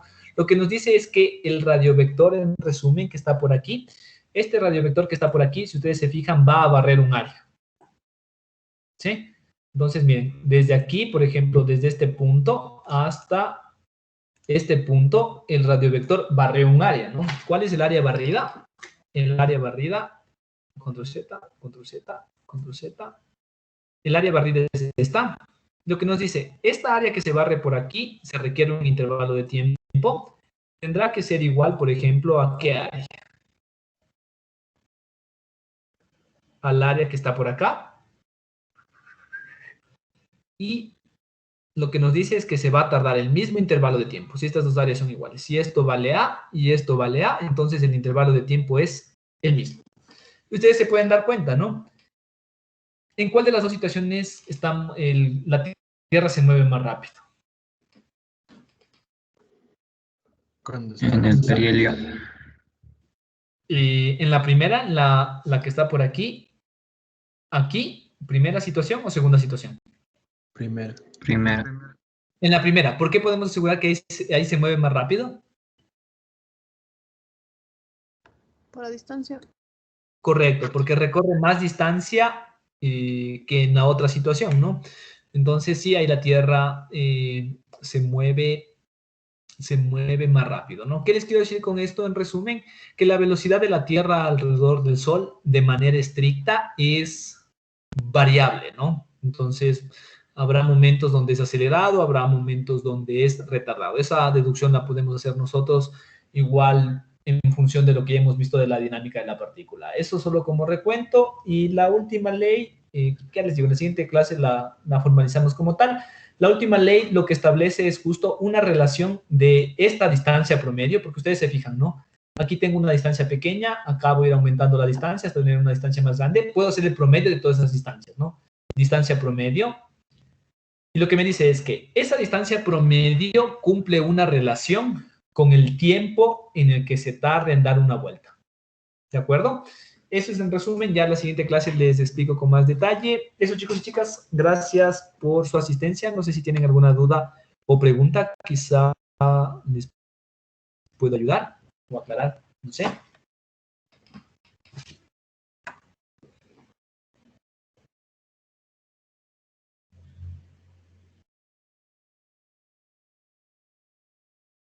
Dudas, preguntas, chicos, chicas.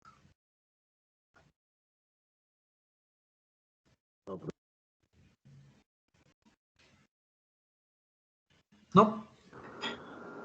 ¿Sí? Bien. Dime, dime.